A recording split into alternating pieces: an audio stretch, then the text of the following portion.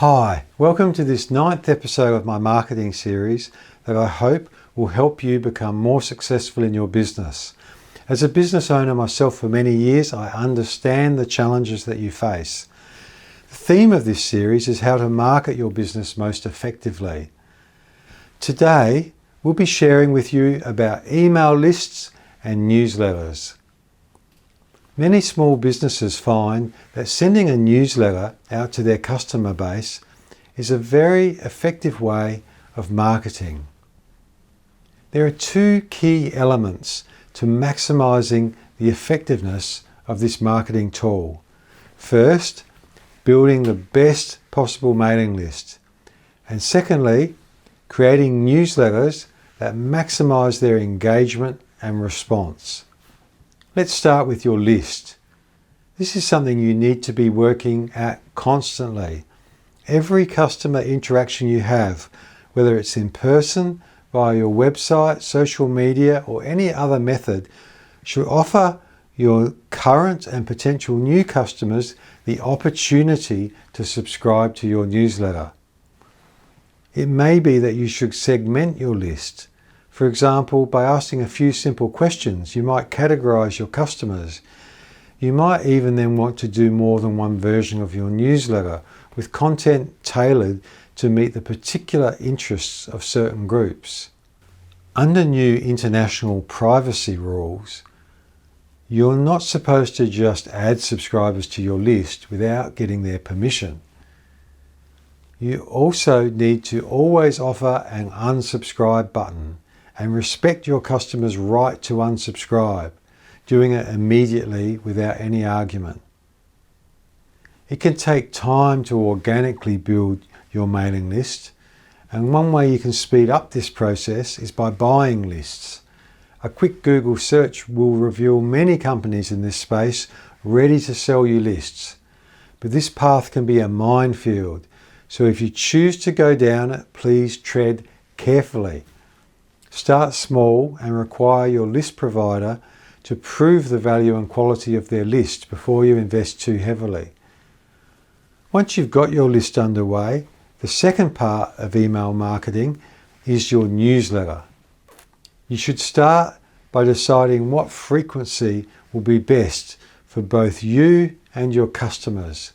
Email marketers will tend to push for more frequent newsletters, but I think that in the real world this can lead to fatigue, both on the part of the writer and the reader. Most small business owners struggle to put out a regular newsletter at all. It's always on their to-do list, but it's quite labour intensive and it gets buried under a pile of more urgent tasks. I think monthly is a good frequency to aim for. Even bi-monthly or quarterly can work. Whatever frequency you decide upon, the most important thing is to put it out regularly. For example, in my business we publish two newsletters, the LATS report and the Micro Mobility report. The LATS report comes out at 5 a.m. on the last Friday of every month, and the Micro Mobility report at 5 a.m. on the second Friday of every month. We stick to this schedule like glue. You can read long theories about the best time of day and the best day of week to put out newsletters. To me, that's all well and good, and there might well be a best time and day for your particular readership. But the most important thing is to actually put it out regularly at the same time, each day, week or month. What should you include in your newsletter? Content that's of most relevance and interest to your readers. Most good email software lets you see which articles are best read and other readership metrics. Let these results guide your future newsletters. Of course, you still want to sell your products and services, but if every article is a sales pitch, you'll lose readership. You need to give them interesting information. Newsletters don't have to be too long. I suggest that quality is more important than quantity. And use a consistent format and a style that dovetails in with your corporate style that we discussed in branding, which was episode 2 of this marketing series.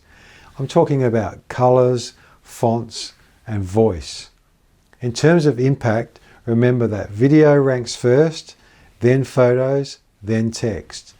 Always make it easy for your customers to give comments and other feedback. How do you know if your newsletter is successful? Your ultimate bottom line will be sales results. But more immediate measures are your open and click-through rates. You can research benchmarking sites, but in general, the open rate for commercial emails is about 20%. One simple tactic that we successfully use every time is that 1 week after we send out our newsletter, we resend it to those who did not open it the first time. For our 2 media newsletters, we tend to average a 40% open rate on the first sending, then around 10% on the second sending. Clearly a much lower open rate second time around, but still definitely worth doing. Email newsletters are certainly hard work if you want to do them well, but they're a great way of keeping front of mind with your customer base. If you'd like to get my future videos as soon as they're posted, then please subscribe to my series. If you've benefited from this video, then please write a review and like this video on the screen below. And please contact me if you'd like a free personal business coaching session. I believe that with passion, consistent effort and wise advice, you can succeed in your business. I wish you all the best, and I'll see you next time.